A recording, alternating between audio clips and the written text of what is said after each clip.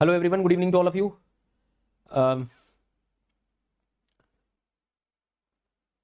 चलिए, तो जो भी लर्नर्स इस एनसीईआरटी सीरीज में सबसे पहले आए हैं, इसके पहले एक वीडियो जो है वो जरूर देख लेना। ये सारी एनसीईआरटी का कवरेज एक ही जगह है, मतलब टॉपिक वाइज कि कोई एक टॉपिक होगा तो पूरा बेसिक्स हम लोग उसको शुरू कर रहे हैं, और साथ ही साथ मेन 11वीं एनसीईआरटी को लेकर और कहाँ कहाँ और भी 7th में 6th में जहाँ जहाँ जो चीज़ें होंगी, मतलब 6 to 12th में कोई भी टॉपिक है वो कहाँ कहाँ है, एक ही जगह आपको मिल रहा है। चैनल को सब्सक्राइब कर लेना भैया।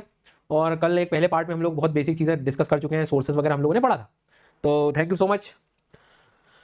आई थिंक सबको जो है सबको आ ही गए हैं, ठीक है, बहुत बढ़िया। Good evening, good evening.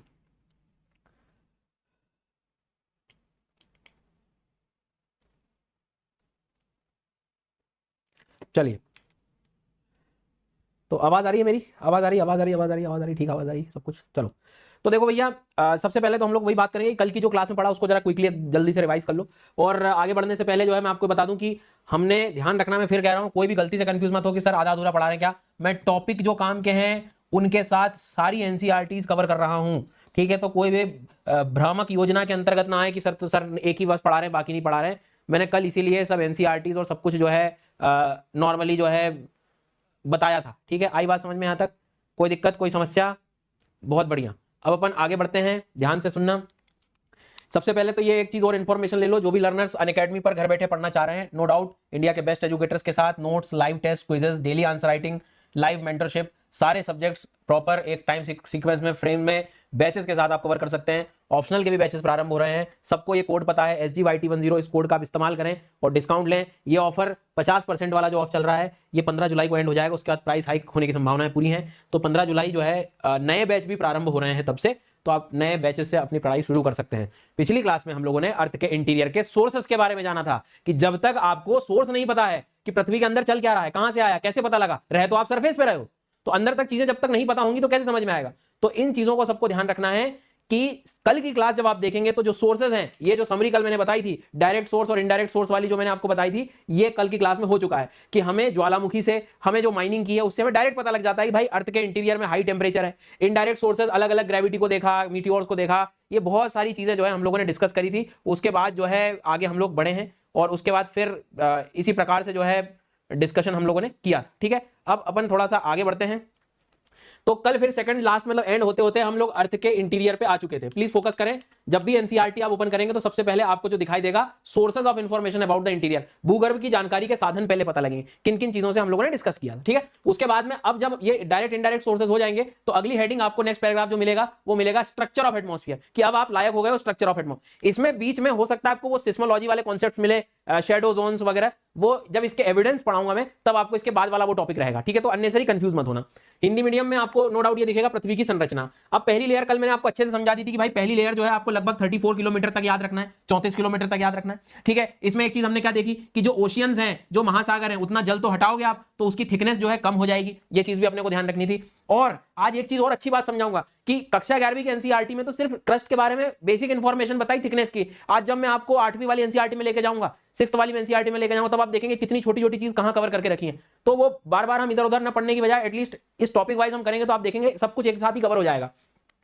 तो हमने देखा कि ये ओशन क्रस्ट की थिकनेस कम है क्योंकि ओशन का पानी उतना तो आपको माइनस करना ही पड़ेगा। एनसीईआरटी के अकॉर्डिंग ये 5 किलोमीटर इसकी थिकनेस बता रहा है। तो कल हमने फाइनली क्या बोल दिया था कि ओशन क्रस्ट की जो थिकनेस है वो कंपैरेटिवली कम है कॉन्टिनेंटल क्रस्ट की। कॉन्टिनेंट क्रस्ट मतलब महाद्वीप, जहां पर जमीन वाले भाग हैं, ठीक है। और एक चीज और कल इसमें एक बहुत अच्छी लाइन लिखी थी कि कॉन्टिनेंट क्रस्ट थिकर होते हैं ऐसे क्षेत्रों में जहां पर पर्वत हैं, मतलब महाद्वीपों की जो मोटाई है वो आपको कंपैरेटिवली ज्यादा दिखाई देगी, स्पेशली मुख्य पर्वतीय श्रृंखलाओं के पास ये और भी अधिक हो जाती है, ठीक है। ये जैसे हम देख पा रहे हैं इस डायग्राम में। दूसरी इंपॉर्टेंट बात जो इसमें इन्होंने बताई थी कि जो ओशियन के रॉक्स हैं वो थोड़े से याद रखना, हैवी अपने को याद रखने, कॉन्टिनेंट के रॉक्स की हैवीनेस जो है वो कंपैरेटिवली कम होगी, ठीक है। यहां तक कोई दिक्कत तो नहीं है, कोई इशू, कोई समस्या, कोई दुख दर्द तो नहीं यहां तक, ठीक है। चलो अब अपन आगे बढ़ते हैं। आकाश बेटा, विनम्र निवेदन है कि क्लास मेरी चल रही है तो पढ़ लो, ठीक है। मतलब क्यों ऐसा कर रहे हैं आप कल की क्लास देखो, आपको सब समझ आ जाएगा, बेसिक से ही पढ़ा रहा हूं, है ना। और बेसिक चाहिए तो इसी चैनल पे क्लास 6 की एनसीईआरटी है, उसको भी जाके पढ़ लो आप, ठीक है। अब आपसे विनम्र निवेदन है कि आप मुझे पढ़ाने दीजिए ताकि मैं पढ़ा पाऊं, है कि नहीं। और ऐसे ही करना है आपको कि नहीं मैं तो कॉपी पेस्ट ही करूंगा, तो आप वो भी कर लीजिए जैसी आपकी इच्छा हो, ठीक है। अब अपन आगे बढ़ेंगे। नेक्स्ट जरा देखना आप, नेक्स्ट लेयर मतलब अब कल की क्लास के बाद आगे की मैं चीजें पढ़ा रहा हूं, ठीक है। एक बार फोकस करके समझ लो ताकि ये एक एक लाइन हम लोग क्लियरली समझ पाएंगे, ठीक है। अब थोड़ा सा ध्यान देना कि जो पहली परत थी हमारी जिसपे हम लोग रहते हैं उसको हमने क्रस्ट कह दिया था। अब वो ये कह रहे हैं कि अगली लेयर जो आएगी उसको आप लोग कहिए क्या, मेंटल, ठीक है, भू प्रवार कह सकते हो। पहली चीज कहां तक, तो लगभग 2900 किलोमीटर तक। तो जो नेक्स्ट लेयर है उसको इन्होंने क्रस्ट के बाद जो नेक्स्ट लेयर बोला वो मेंटल बोल दिया। इन्होंने यहां प्रॉपर लिखा हुआ भी है कि इंटीरियर जो है पृथ्वी के अंदर जाओगे, बियॉन्ड द क्रस्ट जाओगे, क्रस्ट के बाद जाओगे आप, तो आपको जो है यहां पर मेंटल दिखाई देगा। मेंटल कहां तक मिलेगा, तो 34 से लगा के 2900 किलोमीटर तक मिलेगा, ठीक है। यहां तक कोई दिक्कत, कोई समस्या? अब थोड़ा सा इसको ना हमें अंडरस्टैंडिंग लेवल पर लेके जाना पड़ेगा, प्लीज फोकस कर लेना कि ये वाली कहानी तो चलो ठीक है, समझ आ गई थी हमें कि ये क्रस्ट था। अब हम लोगों ने ज्वालामुखी जब देखा, वोल्केनो जब देखा, तो वोल्केनो क्या निकालता है सर बाहर, लावा। तो लावा के टेम्परेचर को देखकर, तापमान को देखकर हमें पता लगा कि पृथ्वी के अंदर का टेम्परेचर जो है वो बहुत ही ज्यादा हाई है। बहुत ही ज्यादा क्या है भैया, ज्यादा है। कैसे पता लगा, ज्वालामुखी के लावा से। दूसरी बात, हाई नहीं है, हाई के साथ इतना भी हाई है कि रॉक्स को उसने मेल्ट कर दिया, पिघला दिया। सर मतलब इतना टेम्परेचर ज्यादा हो गया होगा पृथ्वी के अंदर, कैसे पता लगा सर पिघला दिया? लावा को देख के, लावा तो दिखता ही है, इतना गर्म अंदर से ही तो आ रहा है। इसका मतलब पृथ्वी के अंदर जो है वो बहुत ही ज्यादा हाई टेम्परेचर जोन हो गया, अत्यधिक तापमान का क्षेत्र हो गया।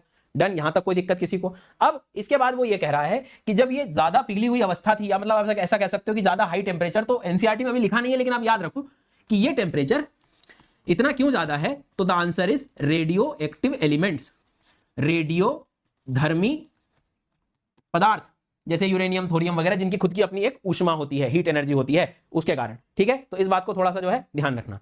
अब एनसीईआरटी का मानना यह है कि करीब 34 किलोमीटर तक तो आपने क्रस्ट कर दिया, लेकिन अगली जो स्टोरी है 2900 तक वो मेंटल है। ये वाला हिस्सा पूरा क्या है सर, मेंटल है। साथ में वोल्केनो की मदद से हमें पता लगता है कि ये यहां पर आपको हाई टेम्परेचर मिलेगा। इतना टेम्परेचर मिलेगा कि बहुत सारा जो रॉक है, रॉक एकदम जिसको आप कह सकते हो चट्टान, वो बिल्कुल पिघली हुई अवस्था में मिल सकता है, क्योंकि इतने टेम्परेचर वो पिघल ही जाना है। तो एक फैक्ट निकल के आता है कि हर 32 मीटर पर 1 डिग्री सेंटीग्रेड टेम्परेचर बढ़ता रहता है। ये जितने प्रोजेक्ट्स किए थे इन्होंने, कल की क्लास में याद होगा आपको कि ऐसे जब ड्रिलिंग प्रोजेक्ट्स हुए, देखा गया तो टेम्परेचर बढ़ती हुई, ये सब स्टडीज जो 12 किलोमीटर तक अंदर गए थे ये लोग, तो इन्होंने देखा कि भैया हर 32 मीटर पर, हर 32 मीटर पर every 32 metre there is 1 degree increase in temperature while going inside the earth. जितना आप अंदर जाओगे हर 32 मीटर पे 1 डिग्री टेम्परेचर जो है बढ़ेगा। तो इस लॉजिक के हिसाब से आप खुद भी तो सोचिए कि नॉर्मली आप बिल्कुल बिना दबाव के सोचना, तनाव के, मतलब कि ये 34 तो गिन ही रहे हो आप, लेकिन हर एक पॉइंट पे 1-1 डिग्री बढ़ता चला गया, तो करीब करीब 100 किलोमीटर के बाद तो इतना ज्यादा टेम्परेचर हो जाएगा कि रॉक्स तो पिघल ही जाएंगे, मेल्ट हो जाएगा। आप खुद सोचो ना, 32 मीटर पे 1 डिग्री टेम्परेचर बढ़ रहा है सर, और ये बढ़ते जाएगा तो मतलब पिघल ही जाना है। तो मतलब ये तो ऐसा हो गया कि अच्छा एकदम से पिघल जाएगा क्या, मतलब आपने पैर रखा और पिघल गया? नहीं, थोड़ी देर तो हमें कठोर मिलेगा, सॉलिड मिलेगा। लेट्स से सपोज 1000 पर, मान लीजिए 1000 पर एक रॉक पिघल रहा है, तो 900 तक तो वो क्या मिलेगा, सॉलिड मिलेगा। 1000 डिग्री सेंटीग्रेड तक जो है वो मान लीजिए पिघल रहा है, तो 900 जब तक टेम्परेचर हो तब तक सॉलिड मिलेगा। तो हमें कुछ ऐसा इमेजिनेशन कर सकते हैं कि हम कि ऊपर का कठोर है ये और अंदर ये सब पिघला हुआ दिखाई। देखो ये ऊपर का सॉलिड थोड़ा सा रहेगा, ऊपर का सॉलिड रहेगा थोड़ा सा, क्यों रहेगा, क्योंकि अभी टेम्परेचर उतना ज्यादा गर्म नहीं है। नीचे लेकिन जितना गहराई में जाओगे तो ये सब पिघला हुआ दिखाई दे रहा है अंदर का। तो ये मेंटल को देख पा रहे हो आप, मेंटल सॉलिड है क्या एकदम? जो नेक्स्ट लेयर है क्रस्ट के बाद वाली, वो क्या एकदम सॉलिड दिखाई दे रही है क्या? बताइए आप खुद सोचिए। अंदर का जो हिस्सा है, तो इसमें आपको दो चीजें दिखाई दे रही है इस डायग्राम में। एक सॉलिड वाला पार्ट दिखाई दे रहा है, कठोर वाला हिस्सा दिख रहा है जो आपको लगता है कि ये चट्टानों से बना हुआ है पक्का, और एक थोड़ा सा आपको पिघला हुआ मोल्टन फॉर्म दिखाई दे रहा है, पिघला हुआ दिखाई दे रहा है, ठीक है।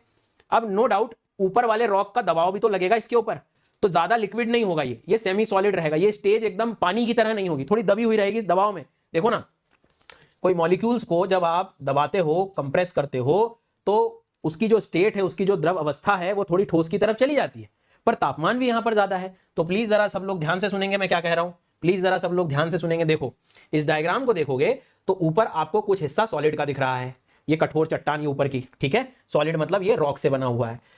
नीचे वाले रॉक पर, नीचे वाले मतलब मेंटल में ये दबाव भी डाल रहा है, तो दबाव के कारण क्या लगेगा उसको कि मैं सॉलिड बन जाऊं अंदर का रॉक, पर टेम्परेचर मैंने क्या बोला, बहुत बढ़ जाता है टेम्परेचर। मैंने क्या बोला आपको, यहां पर टेम्परेचर बहुत ही ज्यादा बढ़ जाएगा, तो टेम्परेचर ज्यादा बढ़ने के कारण पिघलने लगेगा अंदर का रॉक, ये सब पिघलने लगेगा ये हिस्सा।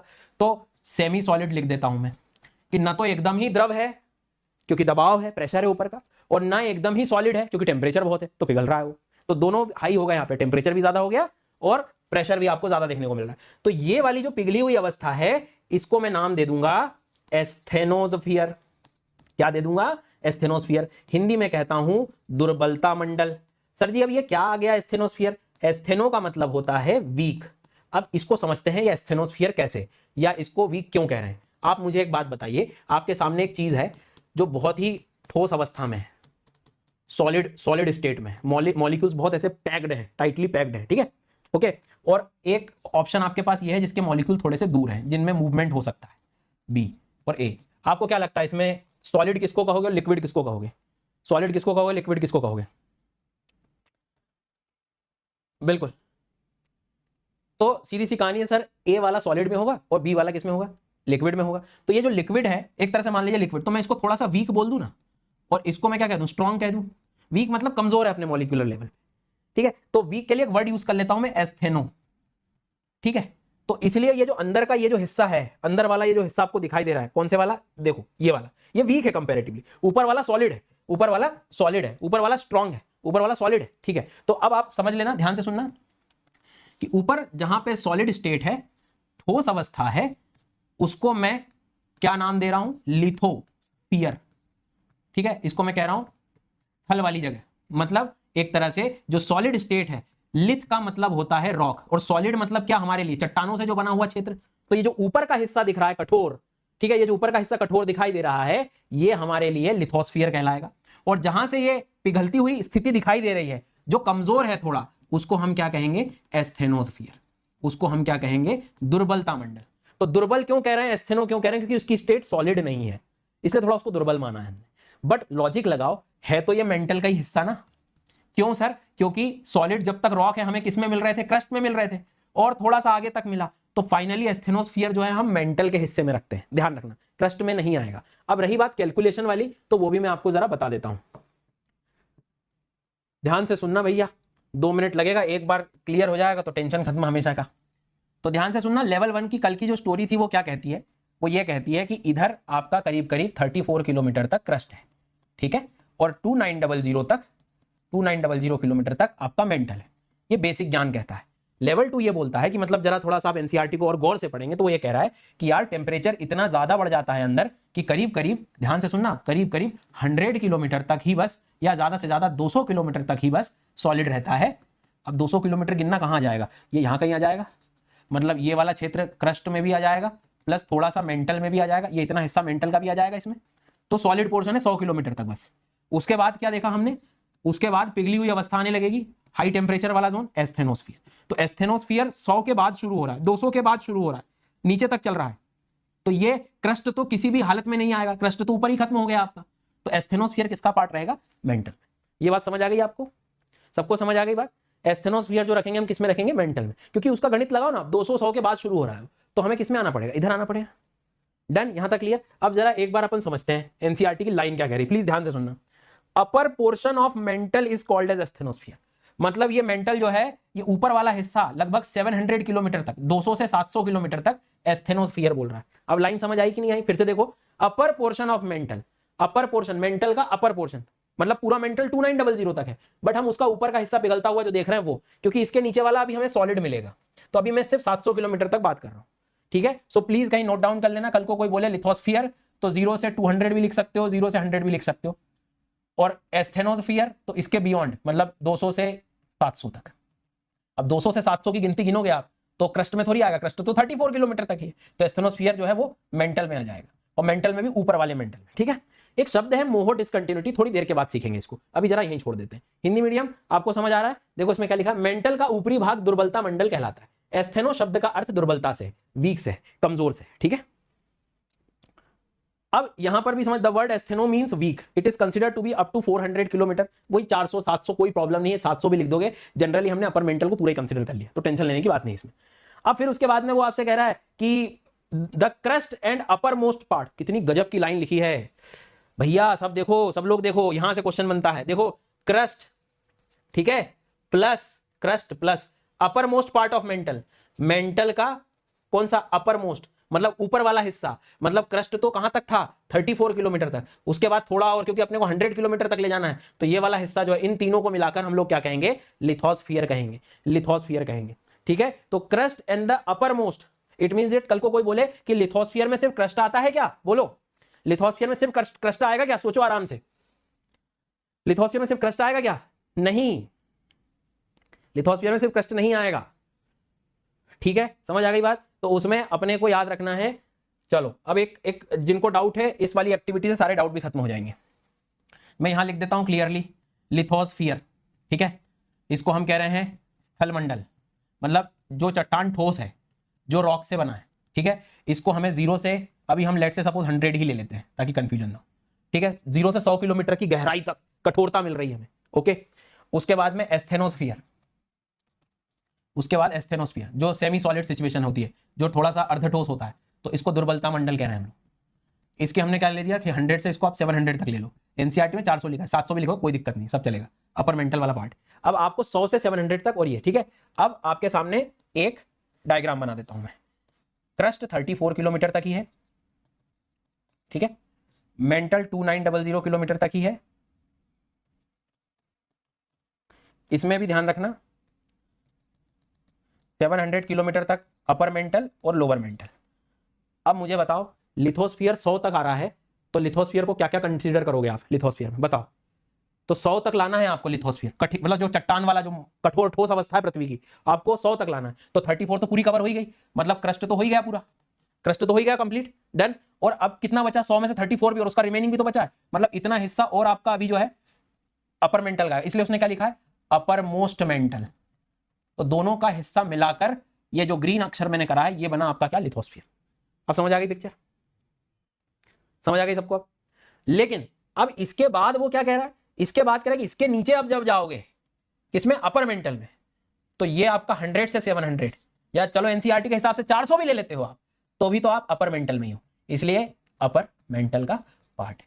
And beyond this lower mental ये सॉलिड स्टेट में है, ये सेमी सॉलिड बताया अभी, पिघला हुआ, याद करो, और लिथोस्फीयर हमारा सॉलिड। तो स्टेट भी मैंने बता दी कि पहले सॉलिड, फिर सेमी सॉलिड, फिर सॉलिड। सॉलिड तो आगे पढ़ेंगे, दबाव के कारण हो रहा है। क्लियर भैया? चलो अब अपन आगे बढ़ जाते हैं जल्दी से। तो अब लाइन को देखो, समझ में आ जाएगा कि the crust and the upper most part of mental, mental का अपर मोस्ट पार्ट जो है वो एस्थेनोस्फीयर है, मतलब नॉर्मली यदि हम लोग अपर मोस्ट मतलब एस्थेनोस्फीयर मतलब लिथोस्फीयर, और फिर मेंटल का जो पूरा उसके जस्ट नीचे वाला लिथोस्फीयर के बाद वाला एस्थेनोस्फीयर होगा।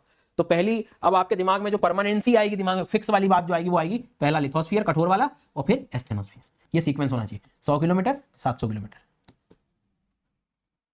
ऊपर क्रस्ट भी कवर हो गया, इसमें मेंटल भी कवर हो गया अपर वाला, ठीक है।